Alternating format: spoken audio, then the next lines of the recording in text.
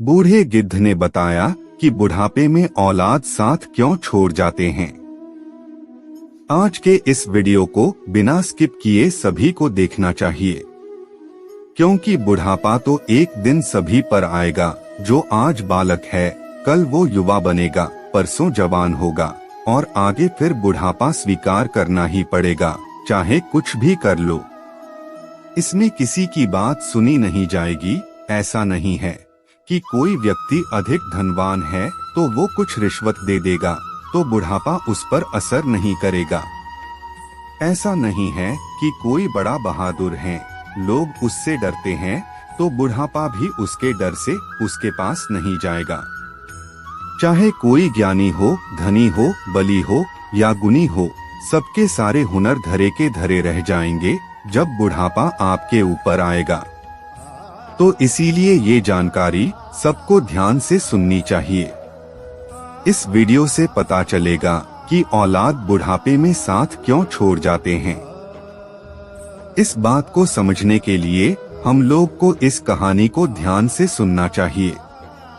किसी जंगल में एक बहुत बड़ा बरगद का वृक्ष था। उस वृक्ष पर हजारों तरह तरह के पक्षी दिन भर किलौले करते रहते थे, या यूं कहें कि पूरे जंगल के पक्षी उस बट वृक्ष पर विश्राम करने के लिए जाते रहते थे। कुछ पक्षियों का तो वो स्थायी निवास स्थल था। उस वृक्ष पर रहकर पक्षी अपार आनंद की अनुभूति प्राप्त करते थे। कहते हैं, हम जब किसी स्थान पर या किसी व्यक्ति के साथ एक लंबे समय तक रहते हैं तो हमें उससे मोह हो जाता है। इसी तरह उस वृक्ष पर रहने वाले सभी पक्षियों को उस वट वृक्ष से मोह हो गया था। एक दिन की बात है, जंगल में सूखा पड़ गया। कई वर्षों से पानी नहीं बरसा। जंगल के सभी वृक्ष सूख सूख कर मुरझाने लगी। वो बट वृक्ष भी पानी न बरसने के कारण सूखने लगा। सभी पक्षी धीरे धीरे करके उस वृक्ष को छोड़कर जाने लगे। जब वो वृक्ष पूरी तरह से सूख गया, उसके पत्ते डालियां टूटकर नीचे गिरने लगीं। तो उस वृक्ष पर रहने वाले सभी पक्षी उस वृक्ष को त्याग कर किसी दूसरे स्थान पर चले गए। केवल एक बूढ़ा गिद्ध ही उस वृक्ष पर अकेला बैठा रह गया। उसने देखा कि वृक्ष पर रहने वाले सभी पक्षी एक एक करके वहां से जा चुके हैं। कुछ पक्षियों ने उससे भी चलने को कहा, परंतु उसने जाने से मना कर दिया। बूढ़े गिद्ध ने सोचा कि मेरा जन्म इसी पेड़ पर हुआ है, इसी वृक्ष पर मैं खेलकूद कर बड़ा हुआ हूँ। मेरे जीवन के सारे शौक मुझे इसी वटवृक्ष ने दिए हैं। आज जब इसके ऊपर विपत्ति आई है तो मैं इस विपत्ति में इसे छोड़कर अकेला कैसे चला जाऊं? इस वट वृक्ष ने मुझे पाल पोस कर बड़ा किया है, दुख सुख में मेरा साथ दिया है। मैं इस वट वृक्ष का ऋणी हूँ।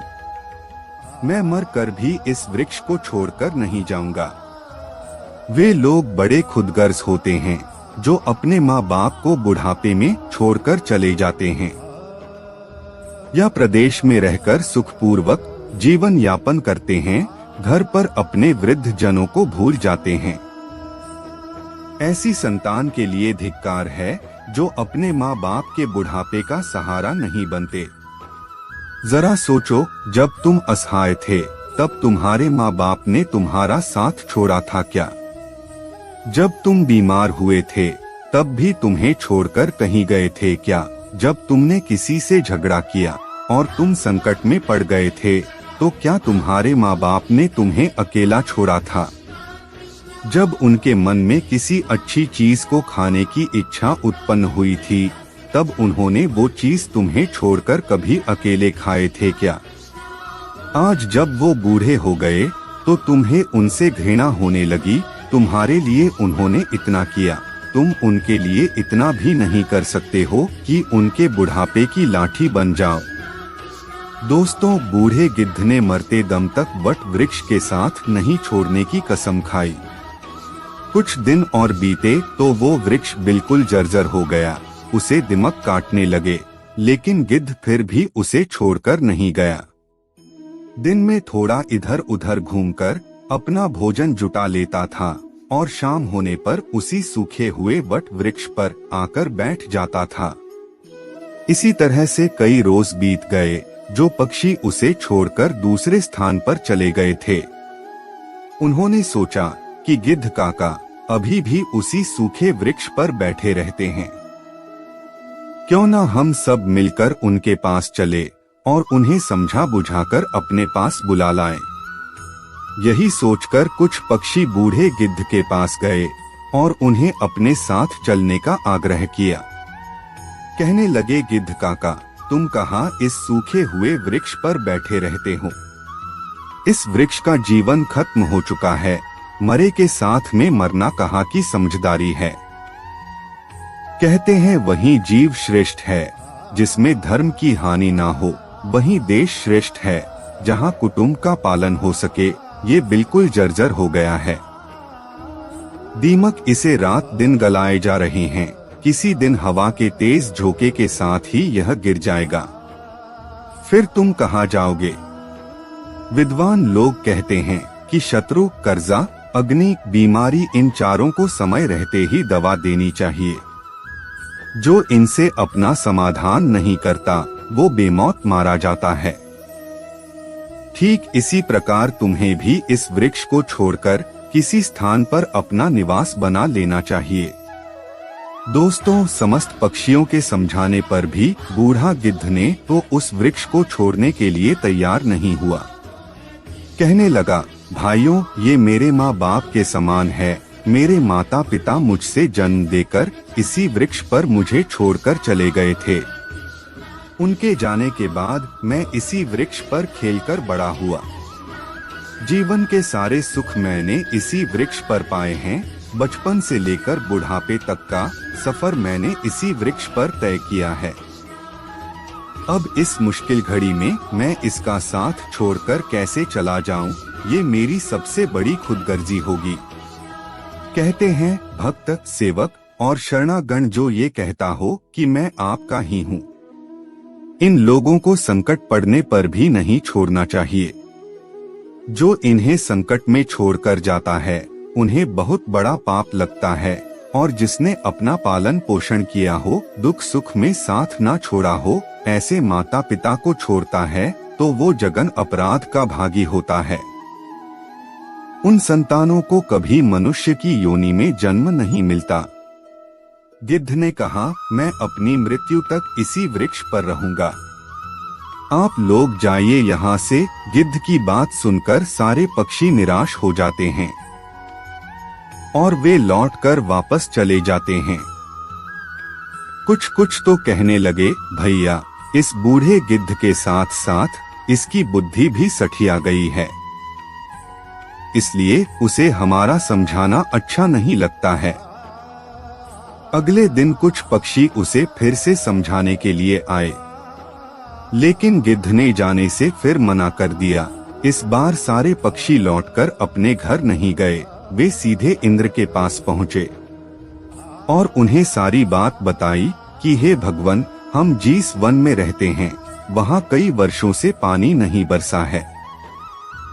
पूरा जंगल बिना पानी के सूखे पड़े हैं, पेड़ पौधे सब सूख चुके हैं। जंगल के सभी जीव जंतु जंगल छोड़कर दूसरे स्थान पर चले गए हैं। पर दुख की बात ये है कि जिस वट वृक्ष पर हम लोग रहते थे उसी बरगद पर एक बूढ़ा गिद्ध भी रहता था। हम लोग तो चले आए, पर वो गिद्ध उस वृक्ष को छोड़कर कहीं नहीं जाना चाहता है। वृक्ष सूखकर जर्जर हो चुका है, वो कभी भी गिर सकता है। हम लोग उन्हें समझाने गए थे, पर वो फिर भी उस वृक्ष को छोड़ने के लिए तैयार नहीं हुए। वो कह रहे थे कि मरते दम तक मैं इस वृक्ष का साथ नहीं छोड़ूंगा।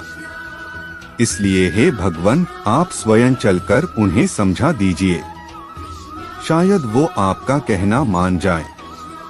दोस्तों, पक्षियों के निवेदन को भगवान इंद्र ने स्वीकार कर लिया और इंद्रदेव उन पक्षियों के साथ उस वन में जाकर उस बूढ़े गिद्ध को समझाने लगते हैं। हे गिद्धराज, मैं देवराज इंद्र तुम्हें समझाने आया हूँ। ये बहुत ही जर्जर स्थिति में पहुँच गया है। इसकी डालियां सूखकर गल चुकी है, इस पर छाया के लिए एक विषु का पता नहीं बचा है और आप भी बहुत बूढ़े हो चुके हो। किसी दिन यह वृक्ष गिर गया तो आपकी मृत्यु हो सकती है, इसलिए इस वृक्ष को छोड़कर किसी सुरक्षित स्थान पर चले जाइए। दोस्तों, इंद्र की बात सुनकर बूढ़ा गिद्ध कहने लगा, हे भगवान, एक बात बताओ, जब मेरा जन्म हुआ था तो मेरे माता पिता मुझे इसी वृक्ष पर छोड़कर स्वर्ग सिधार गए थे। मैं जब असहाय था तो मुझे इसी वृक्ष ने पाल पोसकर बड़ा किया। मैं इसी पर खेला कूदा हूँ, इसी पर रहकर सारे सुख उठाए हैं। इसी वृक्ष पर रहते रहते मैं बूढ़ा हो गया। मेरा पूरा जीवन इसी वृक्ष की छाव में बिता है। आज जब इस वृक्ष पर विपत्ति आ गई तो मैं इसे छोड़कर कैसे चला जाऊं? अक्सर लोग यही करते हैं कि विपत्ति आने पर गरीबी में वे अपने हितैषियों का, अपने बंधु बांधवों का साथ छोड़कर चले जाते हैं। मैं उन मतलबी लोगों की तरह नहीं हूँ। मैं मरते दम तक, आखिरी सांस तक अपने माता पिता के तुल्य इस वृक्ष का साथ निभाऊंगा। गिद्ध का ऐसा अद्भुत प्रेम देखकर भगवान इंद्र बहुत खुश हो जाते हैं। कहते हैं, हे गिद्ध, मैं तुम्हें वरदान देना चाहता हूँ, बताओ तुम्हें क्या चाहिए। तब गिद्ध कहता है, हे भगवान, यदि देना चाहते हो तो मुझे वरदान नहीं चाहिए। इस बरगद को वरदान दे दीजिए ताकि ये हरा भरा हो जाए, इसकी आयु बढ़ जाए। मैं तो वैसे भी बूढ़ा हो चुका हूँ, थोड़ी बहुत दिन का जीवन शेष बचा है। मेरे बाद इस वृक्ष की छाया में हजारों पक्षी सुखी रहेंगे, सबका भला होगा तो मुझे भी खुशी होगी। गिद्ध की बात सुनकर भगवान इंद्र ने उस वृक्ष को फिर से हरा भरा बना दिया। पूरे जंगल में पानी बरसा दिया। सारे जंगल के वृक्ष फिर से हरे भरे हो गए। चारों तरफ हरियाली छा गई। जो जीव जंतु, पशु पक्षी जंगल को छोड़कर चले गए थे, वे फिर से उसी जंगल में लौट आए। सारे पक्षी उसी बरगद पर आकर गपशप करने लगे। सब पक्षी उस बूढ़े गिद्ध काका की खूब सेवा करने लगे। उनके लिए भोजन पानी सब वही लाकर देते थे। दोस्तों, इस प्रकार गिद्ध का शेष जीवन सुखपूर्वक बीत गया। हमें भी इस कहानी से सीख लेनी चाहिए कि अपनों का बुरे वक्त में कभी साथ नहीं छोड़ना चाहिए। खासकर के जिसने आपको जन्म दिया है, उस माँ का और पालन पोषण करने वाले उस पिता का, वो आपके जीवनदाता है। आपको पाल पोस कर बड़ा करने में उन्होंने बहुत तकलीफ उठाई है। उनके बुढ़ापे में यदि आप सहारा नहीं बन पाए तो ये जीवन किसी काम का नहीं रहेगा। प्रिय दोस्तों, ये वीडियो यदि आपको पसंद आया हो तो वीडियो को लाइक करें और इस चैनल सत्य वचन 10 मिलियन को सब्सक्राइब करें। मिलते हैं अगले वीडियो में कोई नई कहानी के साथ। तब तक के लिए आप सभी का बहुत बहुत धन्यवाद।